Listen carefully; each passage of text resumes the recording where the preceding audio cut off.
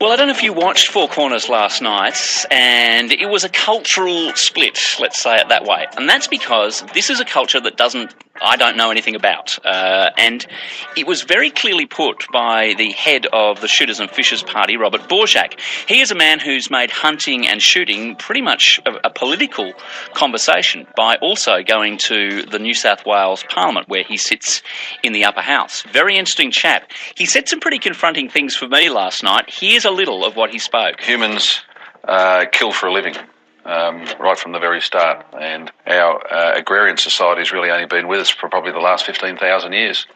But probably the previous nearly million years, or 99% of our existence, if you like, we killed for a living. If images of me with dead elephants and dead sheep and dead pigs and everything else confronts them, then don't look at them.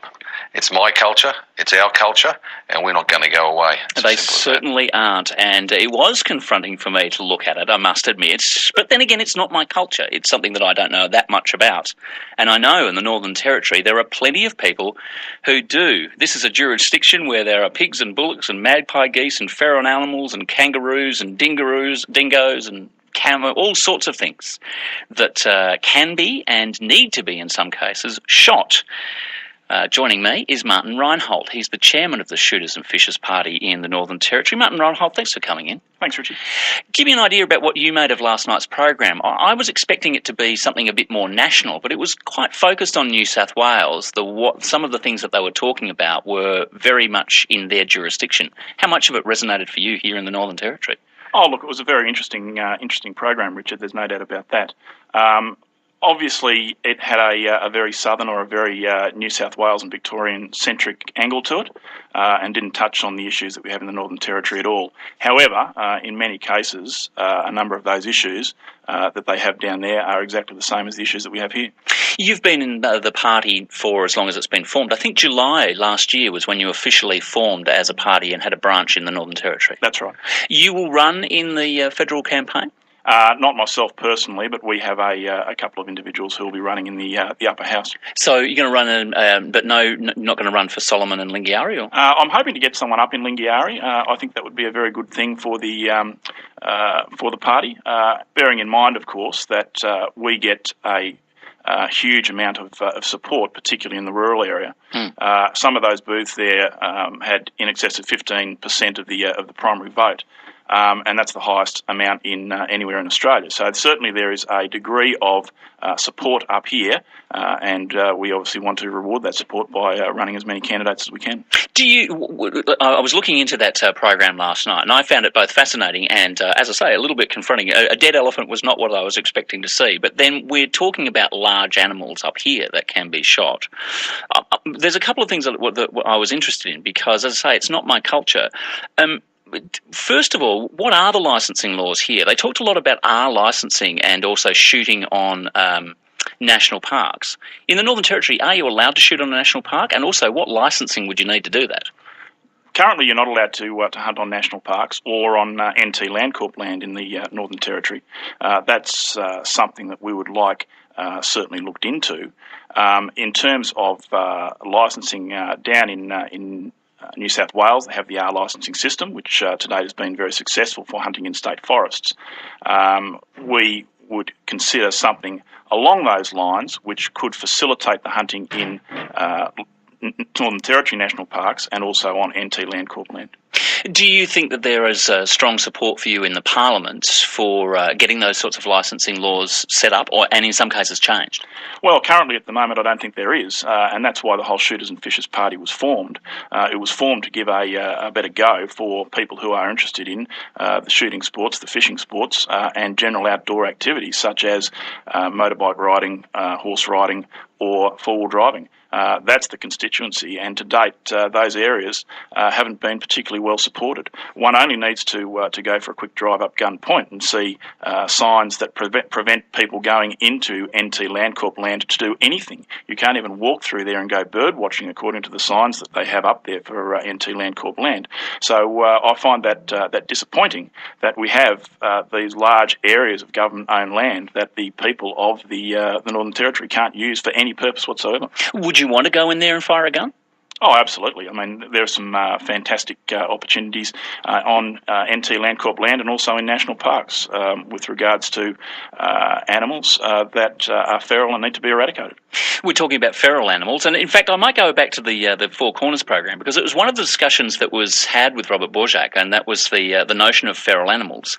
Here's a little of what he said last night. What we're doing is trying to lessen the impact of introduced animals, whether they're feral or game animals, and in that sense try to give more of an opportunity to the native species to get back a chance to survive, I suppose. Now, a lot of damage has been done over nearly 200 years over various parts of the country, and these species, the non-native species, are very invasive. And they are here in the Northern Territory as well.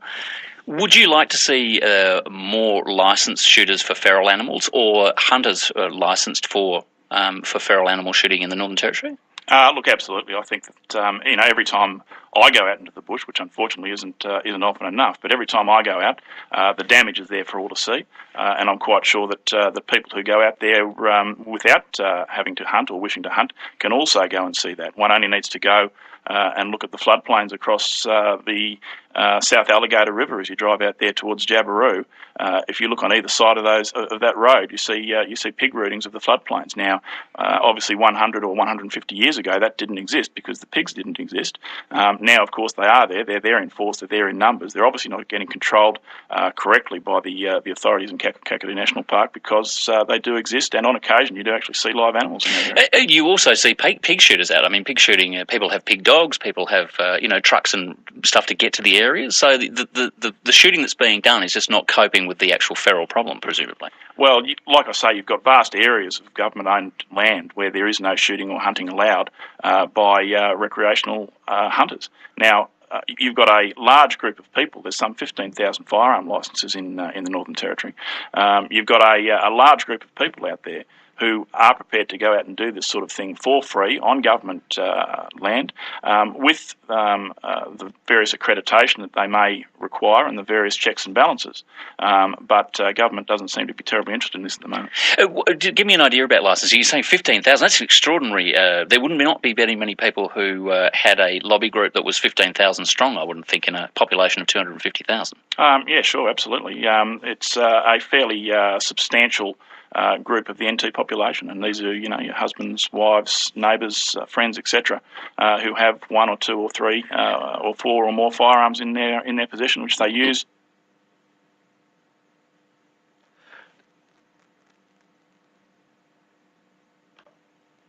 Licence to do what, though? Well, licence for a number of things. It can be as simple as going down to the range and having a shot once in a while. There are other people out there who just collect firearms and seldom fire them, just for the historical nature of those firearms.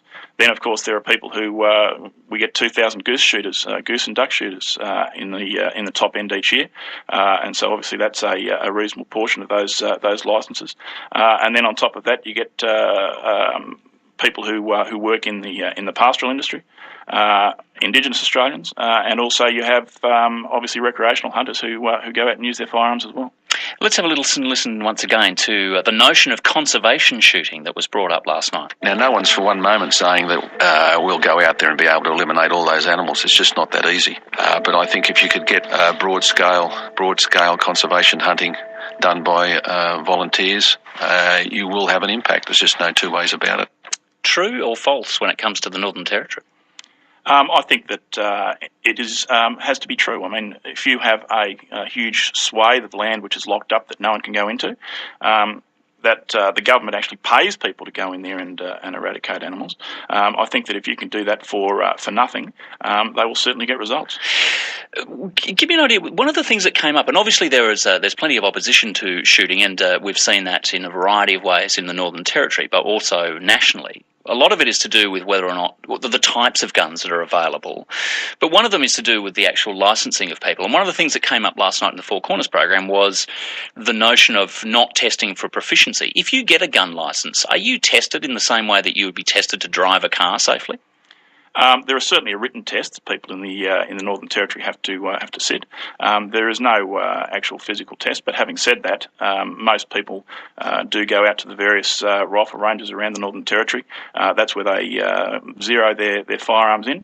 and there are always a group of people out there who will give a hand to the newbie when they come into the sport. So it's like anything, if someone is going into the sport at a reasonably young age, there's always an old hand who can give them a few pointers and tips. Do you think that there's grounds for gun control change? Do you think there's grounds in Australia and the Northern Territory for people to have access to particularly semi-automatic weapons?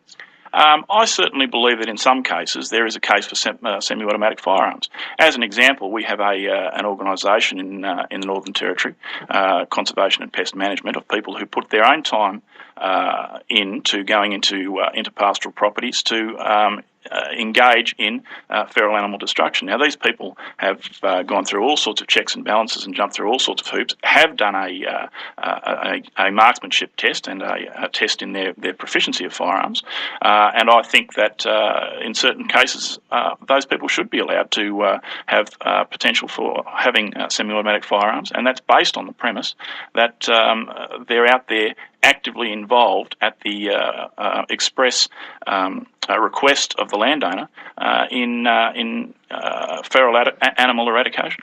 Isn't it true, though, that if you bring in those laws, that there is a better chance of nefarious types circumnavigating those laws? It's a more likely thing that if there's more of those guns available legally, that there'll be more of them available illegally and used by people who are not licensed and not in your 15,000. I don't see it that way. I think that if the checks and balances are there, and the checks and balances are right, and the checks and balances are put in by government on the advice of the various expert bodies around the place, that we do have the ability not to have that occur.